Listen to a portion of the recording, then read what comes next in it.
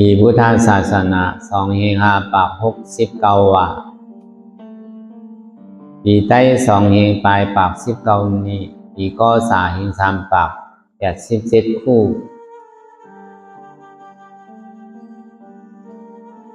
เลินเก่าขึ้นมาว่าอะไรอยู่2 คำใต้เลิน10ขึ้นมาว่าอะไรอยู่1 คำไปเมืองไหนปีคิดวันที่26เดินจุนได้ปี2 เฮง 25ในปางสร้างคือกัมตราอนัตตาวิปัสสนาภาวนาหาหันยอดธรรมอนัตตาปอกคำทน14ที่วัดอนัตตาวิปัสสนากรรมฐานหนองเขียววานลมดอยสะทงเวียงตะกิเล็กเมืองไตปรอกพงในก็หอถึงมาข้าวยามปลายขึ้นเป็นวันทน7ข้าวยามเตียนเท่าจีไรมาสร้างคือกำตรา8 โมงต่อถึง10 โมงในข้าวยาม2 ชั่วโมง 2 นาทีในก็เป็นตอนการซับแรงเตียนเท่าจีไรพึกตาเด็กหมอไว้วางใสในหนตั้งสุดในก็คือเขาหนังขากายกุดขาขวาถ้าต่างขาซ้ายก็ไหลอันนั้นขาซ้ายถ้าต่างขาขวานี่ก็ไหลมือ2 ขวานต่างไว้เหนือตาเขาก็ยาวในไว้ตัวซื่ออย่าไปเคียงก้นอย่าไปย่านก้นก็ยาวในเขาลับหูเนอเปิดยานปิญญาลับตาเนอเปิดตายานปิญญาอยากตัวติมนอวิญญาณหัดใจเตียนเท่าหูนั่นอะไรเสียนั้นในที่มันพูดบอกเกิดขึ้นเป็นมานั่นในก็เขาหมอวางเป็นอนัตตาเลยก่อนตั้งเอาไปหันเจ็บไปหันตุกข้าไปปองเสียงเลี้ยงใจนี่เหนืออนัตตาในก่อนด้วยดีลมเคยใจเขาออกก่อนตั้งเคยใจเขายาวๆเคยสองยาวๆเคยใจเขาลึกๆเคยใจออกลึกๆเขาเกิดออกตายเขาเป็นออกลูกป้องเกิดแยกตายเนี่ยแต่ว่าเขาตัวหลอกหลายๆแก่เขามีญาณทั้งหันสื่อใจญาณทั้งวนสื่อใจหันเฉพาะดีมันนำอุปงไรเอาทั้งเดียซิโอต่อไปที่ไหนมีอะไรของหลักในที่ว่าเป็นเฮามีเฮาเตียนเฮาอุปงของมันอะไรเนี่ยใครเข้าก็เข้าอยู่ใครออกก็ออกอยู่ใครป้องก็ป้องใครแวบในก็แวบอยู่ดีเดมันในใครคือเข้าวันของเสียงแรงใจว่าตั้งเดียซิโอต่อไปที่ไหนมันใจของเข้านามันเป็นอนัตตาอยู่ใส่พ่องปิววนลึกวนเลือเป็นเลืองเป็นล่างมันยึดอยู่หยาบขึ้นขั้นขานใจจ้าใจอ่ำดีวนตั้งหลังของตั้งหน้ากำก็ยังของวนสังตั้งหลังพ้นมานั่นในก็เหมือนหนังพ้นตายตั้งนานนั่นในก็เหมือนหนังพ้นตึงนอนหลับเตียนวนสังลานั่นในก็เหมือนหนังพ้นตาวัดที่มันพ่องปิวกาวากาเป็นนั่นย้อนพ้นสังในย้อนเปรวาใจในก็มันใจของเอามันเป็นอนัตตาสามารถมังขิงมังข้าวมังยามในก็เปียวมวนเซ่อยุ่งโคมังขิงมังข้าวมังยามในก็ขีดใจมองใจอ่ำดีใจหุบใจให้ใครห้องใครให้มังขิงมังข้าวมังยามในก็หลีดูจ้าดูธรรมะของลูกล่อก้านั่นมันเจอกันมวนเปียวเซ่อมันกวนทุกข้าอันนำธรรมะของลูกล่อก้านั่นทุกข้ามันก่อมากกว่าอย่าไปโคสุภาพก่อมากในก็อย่าไปเนียส้มเตอเอกขาก่อมากในก็อย่าไปขั้นจองว่าเห็นหูอยู่จอมทุกข้าอะไรอยู่กับทุกข้าอัมโคทุกข้าอยู่กับสุขข้าอัมติสุขข้า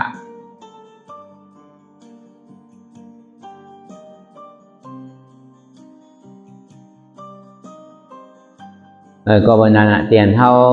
พึกตาที่เห็นหูอยู่จอมเตียนมันติดจับกับพม่าปีเอาเข้าหึงลองตั้งเตียนมันติดจับกับพม่าปีเข้ายาวหึงในก็เพิ่มมันมีลองตั้งหันคิดวนคิดไว้ตั้งแต่เท่ากล้ามมาต่อถึงมือเลี้ยวเนี่ยมันมีลองตั้งหันพิษวนพิษ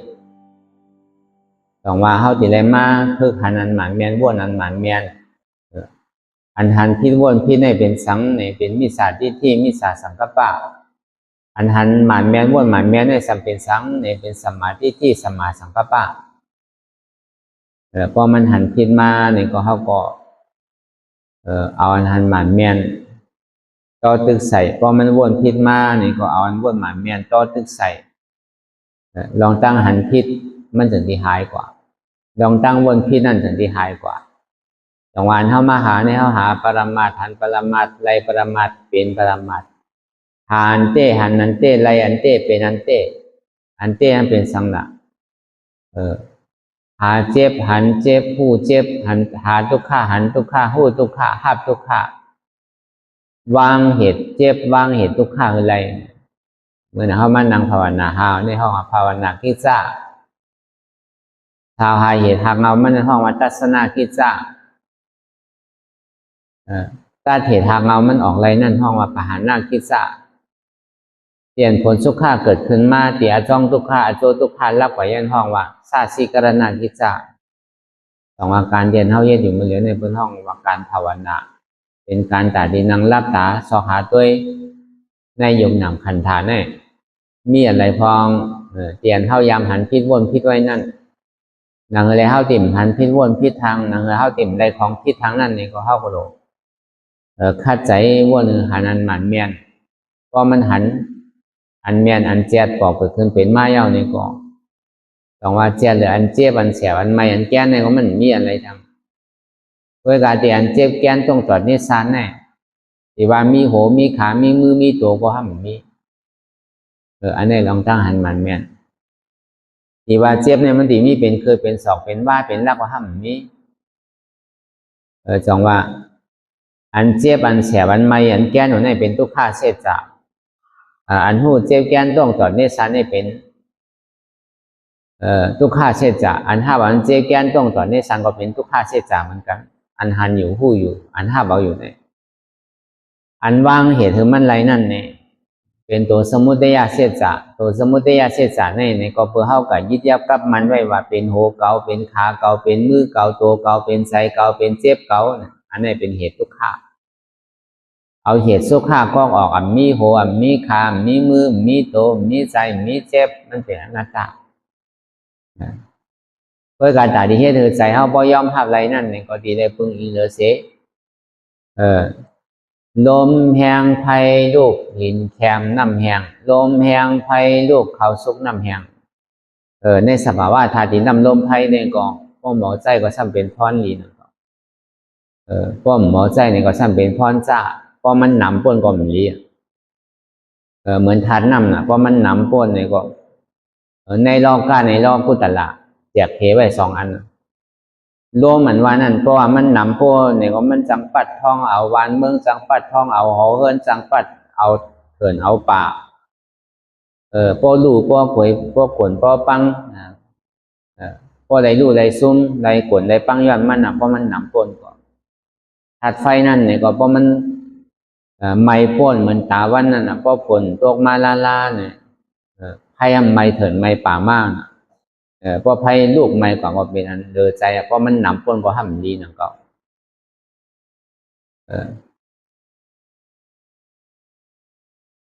ลีนั่นก็เพราะมันอยู่ห้างมันขอแต่ก็ใจอาจ้องไหลตั้งนำเหมือนกันก็เพราะอยู่มันหมอโกรธหมอปังหมอแตกหมอลู่หมอปล่อยมากกว่าซ้ำเป็นเพศนั่นก็ลีนั่นก็เพราะแผ่นลิ้นสันมาสังเช่นไหนก็ลิ้นโดมาสังลอยโดมาสังเช่นไหนก็ซ้ำเป็นเป็นอันลองตั้งหยับถือย่อมมันหนังเก่าในฐานนำในก็เหมือนนั้นหนังเก่าอันนั้นปัญญาโจนำก็มีอันปัญญาเปลี่ยนนำก็มีอันปัญญาโจนำไหนซื้อในอันอะไรเข้าหลูหุงหลูมือหลูกินหลูสังก็ซ้ำเลยใจน้ำนึงเสียงเพราะมีน้ำก็ห้ำอยู่ไรเพื่อกับว่ามันน้ำพ่นดีพ่นตั้งหนาเนี่ยมันจังให้เธอน้ำโทมจังให้น้ำคืนจังให้เธอลอยขนลอยปังจังให้เธอพายแตกพายปังเนี่ยก็มันจังกัดทมหอทมเฮินทมบานทมเมืองบันไหลเพราะมันหนำก้นก็ซ้ำอันตะเลพรดีก็มีดีมันพรซ่าก็ซ้ำมีดีมันหนังเก่ามันโดนเล่กันไว้มาทัดดินทัดน้ำทัดไฟทัดลมนะพรดีอันเต้นั่นเนี่ยก็ซ้ำปึงอีเหลือสังในธาตุดินน้ำลมไฟในปรมาเต้เนี่ยอันเท่าว่ามาเนี่ยมันเป็นธาตุดินน้ำลมไฟตั้งนอกมันเป็นสภาวะของตั้งนอกก็สภาวะของทั้งในอย่างนั้นนั่นธาตุอันเจ็บแกนต้องตรวจเนสานสันไว้โคมไตเนี่ยอันที่มันมีรองตั้งเจ็บแกนต้องตรวจเนสานสันไว้โคมไตเนี่ยมันเป็นธาตุลมเป็นวายธาตุ ในป้อมมีอันไหนในก็ตาดีสืบกว่าข้าวตั้งก็ห้ามได้นั่นก็จังเอาอย่างเฮตลานั่นก็ป้อมมีธาตุลมเนี่ยก็แล้วก็เปิดธาตุลมเนี่ยมันจะดีจังกว่าจังไปมันจะดีจังหนึ่งจังโต้งมันจะดีจังเตียนจังตอดเนี่ยก็ปึงอีเลยเสียธาตุลมเฉยๆจังว่าป้อมบอกเอาใจก็เป็นพ่อนนี้ป้อมหมอใจนี่ก็เป็นพ่อนใจย้อนมันป้อมขำมันอะไรก็พอเวทานร่วมดีมันปวดเกิดขึ้นเตียนเท่านังรับตาหาอยู่เมื่อเลี้ยวเนี่ยอันมันเจ็บมันแกนมันตรงมันตอดมันเน็บมันชานอยู่ใช่ไหมเนี่ยอันเจ็บแกนตรงตอดเน็บชานสั่นไว้โค้งแต่เนี่ยอันนี้เป็นวายอดธาตุลมอันมันไม่อยู่อันมันกัดอยู่อันมันหนาวเนี่ยเป็นเจโซธาตุไฟอันมันนักอยู่อันมันแข็งอยู่นั่นอันมันเบามันโอนอยู่นั่นเป็นปฐวีธาตุลิ้นอันจับยายจิ้มหยอดเป็นดูเนี่ยเป็นสภาวะของธาตุน้ำอาโปธาตุมันจำเป็นได้ปึงอีเลยเสียธาตุนี้น้ำลมไพ่ในหนังเก่าหนังอะไรกิเลสมันดีอยู่เป็นอันหนึ่งอันเลี้ยวหนังอะไรมันดีเผาเป้อะไรนั่นก็ดีเลยชนเหมือนมันลุกลมแหงไพ่ลูกบินแคมน้ำแหงลมแหงไพ่ลูกเขาซุกน้ำแหงโซนเหมือนมันลุกใจเท่าคนหนิมมาพอมันลุกมาก็พอมันเจ็บมาพอมันแกนมาพอมันไหมมันห่อนเสียบมาเนี่ยก็ใจนี่ก็เป็นอันหนึ่งอันเดียวมาแล้วก็กระเฮาถืออะไรเยื่นมันใช้เจ็บคือก็เบอร์ตาดีเผาแปดกิเลสสารลงเนี่ยก็ซ้ำดีเลยพึงอิงมันหนังเก่าพึงอิงทานดินนำลมไพ่คือมันเป็นใจอันหนึ่งอันเดียวสองเข้าตีเยื่นอะไรอยู่ห้าสองเข้าตีโคเจ็บอยู่ห้าสองเข้าตีหย่อนย่านตั้งคัดใจอยู่ห้าพอเบอร์ตาดีให้ถึงมันสู้กันเนี่ยก็ซ้ำดีเป็นเขาเนี่ยก็หนังเก่าทานดินนำลมไพ่เนี่ยตาดีเผาคือมันพอเป็นอะไรเพื่อการตาดีกวักออกลองตั้งหันพิษวนพิษเนี่ยซ้ำเป็นปิญญาตาดีเผาเนี่ยซ้ำเป็นทานดินนำลมไพ่เป็นอันเผามันก็เบอร์พอมันแห้งห้าวมาเนี่ยใจอันตีมันผิวกับกวากาเป็นเนี่ยมันกว่ามาสู้เป็นอันหนึ่งอันเดียวเพราะว่ามันมาสู้เป็นอันหนึ่งอันเดียวยาวเนี่ยก็เขาก็ดีเลยฮัดเลยดีเลยปล่อยพาว่างเลยด้วยการตาดีฮัดนั่นเนี่ยก็ดีเลยมีลองตั้งหันหมันเมียนลองตั้งวนหมันเมียนดีเลยพึกหันอันหมันเมียนวนอันหมันเมียนก็เบอร์หันพิษเลยวนพิษเนี่ยมันดึงติดจับกับเฮามาปียาวเข้าอันที่เฮาหยุ่มยามาเป็นหัวเกาขาเกามือเกาโตเกาใจเกาเจ็บเกาหยุ่มยามามีเปิ่นมีเฮามีเขามีเกาซะไหนเนี่ยมันเป็นลองตั้งหันพิษเสียงลองตั้งวนพิษซ้ำพอมีเฮาคนหนึ่งปันค่ายปันยายปันเปิดตามื่นตามองขิงมองข้าวมองยามเลยเนี่ยลูกแลค่ายเลยเนี่ยพอมีเปิ่นพอมีเขาพอมีเฮาพอมีเก่าในก่อนหนังเฮาตีลีเดือเปิ้นหนังเฮาตีต้อนเดือเปิ้นหนังเฮาตีเลยอยู่ลีมังมีลีเป็นเนินเปิ้นตีเลยเข่เข่งกันนั่นนะครับนะดอกคาใจเข่เข่งกัน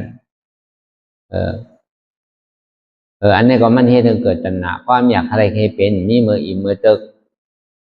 แล้วก็เปิดหันเปิ้นหันเฮาหันเขาหันเก่า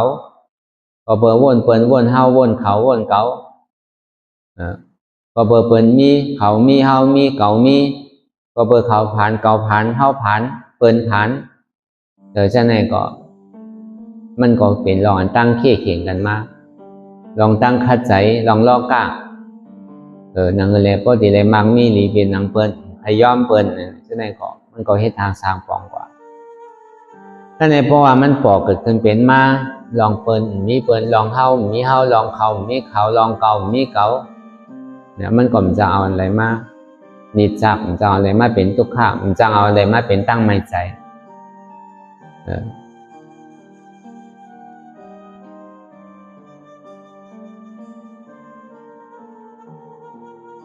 ก็วันนั้นอันเฮาวนถ้าสั่งตัวเตี่ยมันหมานแม่นจิตใจเลยเพิ่นนั่นมันโดดตัว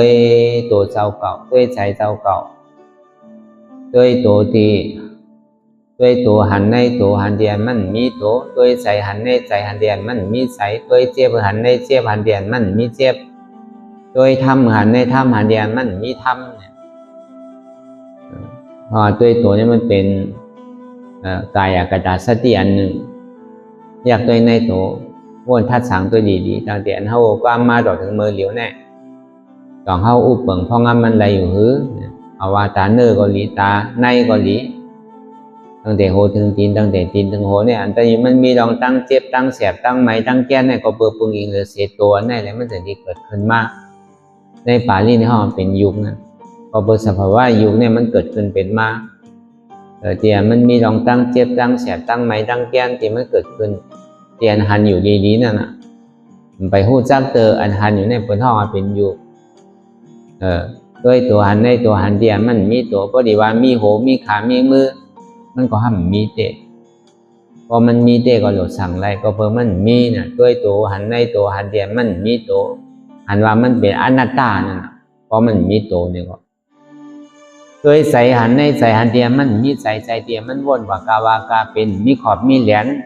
วนกว่ามีเหมือนยาวเหมือนสุดเหมือนเตอหิปอกด้วยกับด้วยมาใส่อันว่าก็ห้ามมีเตะ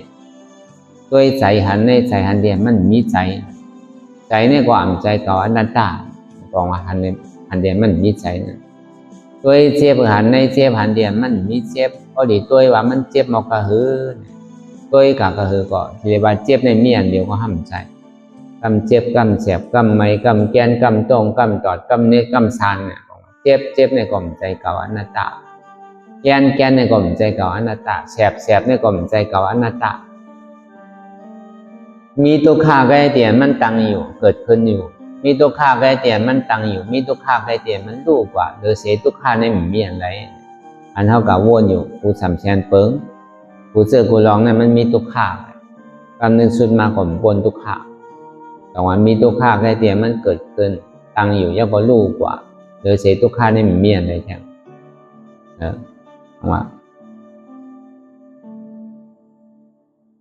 โดยทำมือหันในทำหันเดียมันมีทำอันถ้าผู้อยู่กูเจอกูร้องนั่น